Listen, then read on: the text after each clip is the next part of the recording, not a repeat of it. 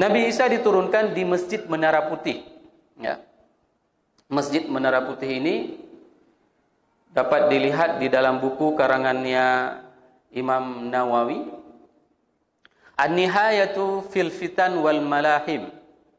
Itu dapat dibaca buku karangan Ibnu Katsir, karangan Ibnu Katsir mulai dari halaman 93 mulai dari halaman 93 tentang hadis bagaimana turunnya Nabi Isa di Syria, di Damaskus. Pada saat Nabi Isa turun ke bumi, itu turun dengan dua sayapnya, ya. Rambutnya itu basah, rambutnya panjang, basah. Apabila dia menjatuhkan rambutnya, ya, ke bawah, maka itu nampak seperti lu'lu' wal marjan, seperti mutiara yang berjatuhan.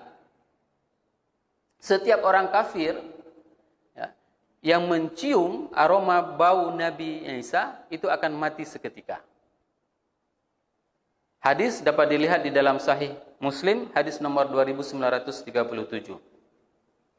Nah, pada saat turun di menara, saat turun Nabi Isa itu, dan pada saat salat subuh, ya, Nabi Isa itu menolak dirinya untuk menjadi imam, sebagaimana hadis yang diriwayatkan dari Jabir ibnu Abdullah radhiyallahu anhu, qala Rasulullah sallallahu alaihi wasallam, la tazulu ta'ifatun min ummati yuqatiluna 'alal haqq zahirina ila yaumil qiyamah. Ini banyak tafsir di saat perkataan baginda Rasulullah SAW mengatakan bahwasanya kalian itu akan menemukan umatku itu akan bertempur memperjuangkan agamaku itu sampai dengan hari akhirat. Banyak tafsir. Ada sebagian orang mengatakan ini akan dipimpin oleh Imam Mahdi, dan saya tidak akan membacakan hadis tersebut dikarenakan apa? Karena memang tidak ada satupun yang mengatakan tentang Imam Mahdi. Yang ada tentang seorang hamba Allah yang akan memperjuangkan agama Allah dan akan memperangi Dajjal. Di mana Dajjal pada pertemuan sebelumnya kita sudah menceritakan mereka, Dajjal itu beserta gerombolannya akan memasuki seluruh pelosok kecuali Mekah dengan Madinah. Kita orang-orang mukmin, inilah yang perlu kita sampaikan kepada generasi-generasi kita, bahwasanya orang-orang yang beriman itu akan melihat tanda Dajjal itu di dahinya dengan tulisan kafara. Ini adalah nyata bagi orang-orang mukmin untuk bisa mengenal Dajjal secara jelas.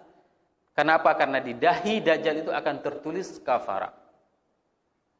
Dan ini yang perlu kita sampaikan kepada generasi-generasi kita. Mana tahu kita tidak bertemu dengan Dajjal, maka generasi-generasi kita, zuriat kita, keturunan-keturunan kita mempunyai informasi dan mempunyai ilmu bagaimana cara menghadapinya.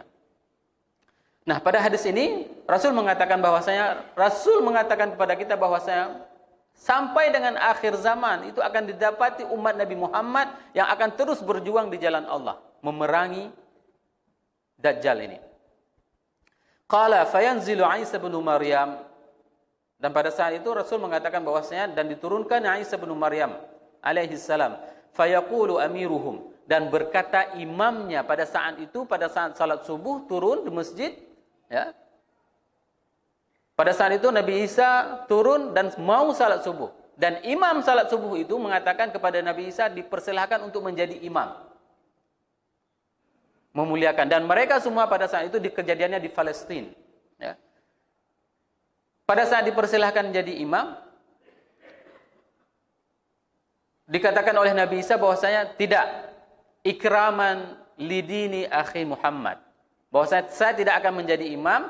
Karena apa? Karena syariat Allah itu sudah sempurna dan tidak ada syariat lagi. Maka Nabi Isa akan mengikuti syariat Nabi Muhammad dan mengikuti imam yang akan diimami oleh imam dari umat Nabi Muhammad. Ta'ala salli lana fayaqulu, mari salat dan pimpinlah salat kita. La inna ba'dukum ala ba'din umara takrimatullahi hadhil ummah. Ini yang dikatakan bahwasanya, kenapa kita menjadi umat yang terbaik, Bapak Ibu jemaah yang dirahmati Allah? Kuntum khaira ummatin ukhrijat linnas ta'muruna bil ma'ruf. Ini variabel pertamanya, indikator pertama. Ta'muruna bil ma'ruf. Berbuat baik seperti ini, menghadiri pengajian, salat berjamaah, bersedekah, membangun masjid. Wa tanhauna 'anil munkar.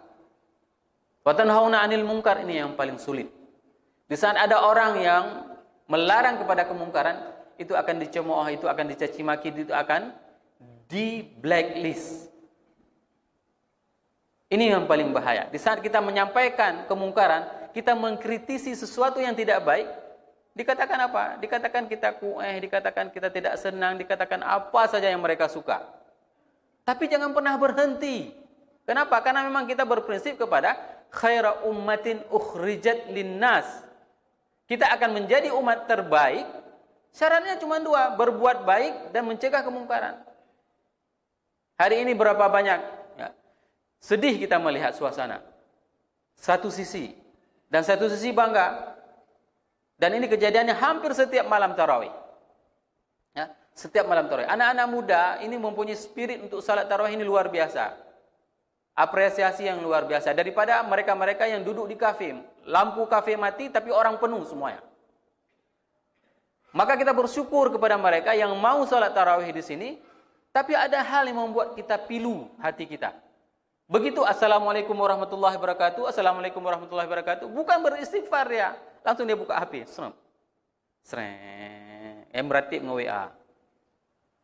Meratib nge-Instagram. Ini kondisi ini yang memang membuat kita harus mengatakan tanhauna 'anil munkar. Sampaikan kepada anak muda yang ada di samping kita mulai malam ini secara baik. Bil mau'izatil hasanah. Bisikkan kepada dia. Dek, istighfar dulu. Nanti setelah itu baru buka HP. Dan ini kondisi. Tapi kalau bapak-bapak semuanya diam terhadap kondisi ini, kita tidak akan pernah menjadi umat yang terbaik. Ingatin dia. Ingatin dia untuk tidak lalai dengan sosial media. Ini sebenarnya yang perlu kita sampaikan semuanya. Baik jemaah yang dirahmati Allah, berapa lama Nabi Isa akan turun di bumi? Itu selama 40 tahun lamanya. Dengan penuh keadilan, beliau itu akan menghakimi dunia ini. Nah, pada saat sampai di Babul Lut, di kawasan Palestina, kalau misalnya Bapak Ibu melihat Google Map, itu ada namanya Lod, ya, dalam bahasa Inggris, dan itu sudah menjadi wilayahnya Israel. Ya. Babul Lut, itu di pintu Babul Lut itu, Dajjal itu sudah menunggu kedatangan Nabi Isa. Nabi Isa beserta pasukannya dan rombongannya itu semuanya menuju ke Babul Lut. Pada saat pintu Babul Lut itu terbuka, maka Dajjal pada saat itu akan mati meleleh seperti melelehnya lilin. Coba bayangkan. Dan animasi seperti inilah yang dibuat di dalam film-film Hollywood. Ya. Pada saat itu mereka pengikut-pengikut Dajjal yang puluhan juta itu semuanya akan mati meleleh seperti meleleh lilin. Dikarenakan apa? Bukan pertempuran, karena tidak ada satu orang pun yang sanggup mengalahkan Dajjal.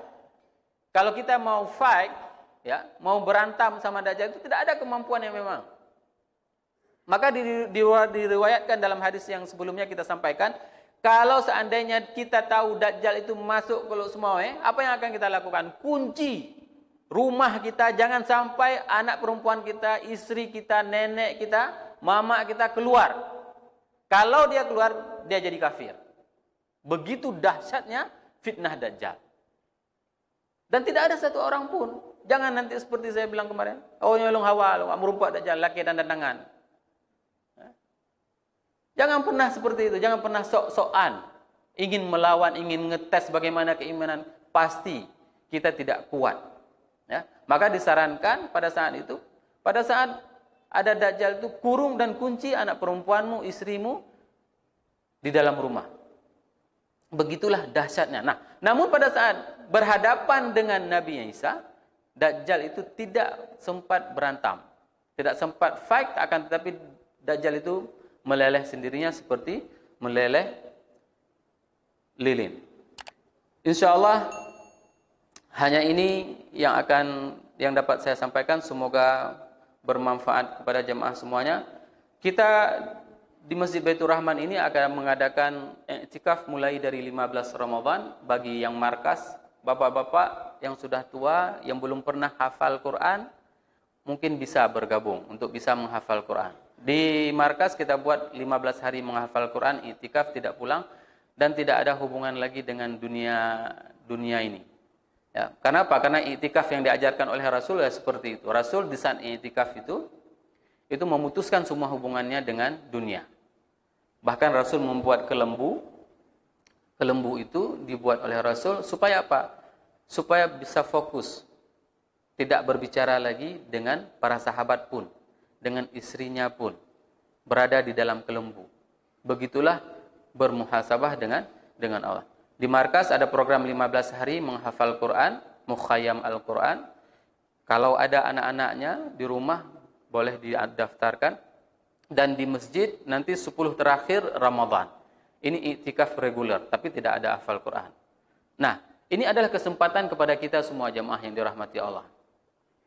Biasanya hampir setiap tahun itu sekitar 300 orang yang iktikaf atau 400 orang. Lebih 8 saf yang salat qiyamul lail. Kesempatan kepada kita semuanya untuk memberikan amal terbaik di bulan Ramadan ini. Bayangkan, satu pahala sedekah itu dibalas 700 kali lipat. Dan lipatannya itu adalah lipatan dari Allah.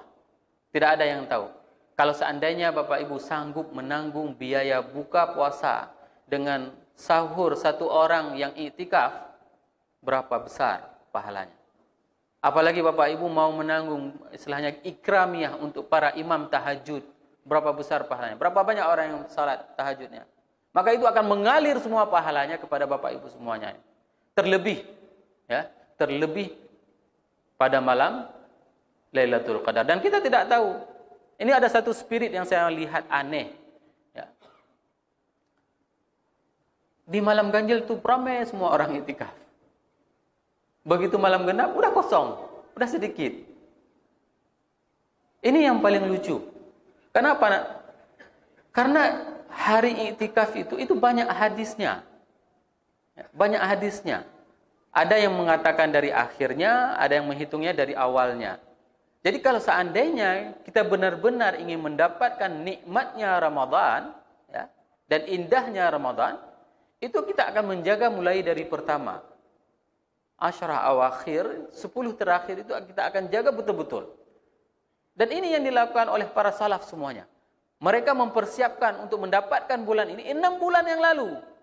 Itu sudah latihan puasanya, latihan qiyamul lail 6 bulan yang lalu, salaf. Ya. 6 bulan yang lalu mereka sudah mempersiapkan. Dan dampaknya dari bulan Ramadan ini itu akan berpengaruh 6 bulan yang akan datang lagi. Begitulah seriusnya para sahabat, para salaf dalam menyambut Ramadan. Kenapa? Karena mereka mengetahui bagaimana indahnya dan fadilahnya Ramadan ini. Kita tidak pernah tahu Ramadan kecuali saat diputar sirup marjan di televisi. Baru tahu, oh ini kayak ada Ramadan. Atau sudah mulai iklan gajah duduk menandakan sudah mau Lebaran. 2 indikator ini yang membuat kita sadar bahwasanya kapan Ramadan dan kapan berakhir Ramadan. Semoga apa yang saya sampaikan ini menjadi nasihat kepada diri saya dan kepada jamaah semuanya, dan kita menjadi hamba Allah yang dapat memaksimalkan aktivitas kita di bulan Ramadan ini. Subhanakallahumma wa bihamdika asyhadu an la ilaha illa anta astaghfiruka wa atubu ilaik. Wassalamualaikum warahmatullahi wabarakatuh.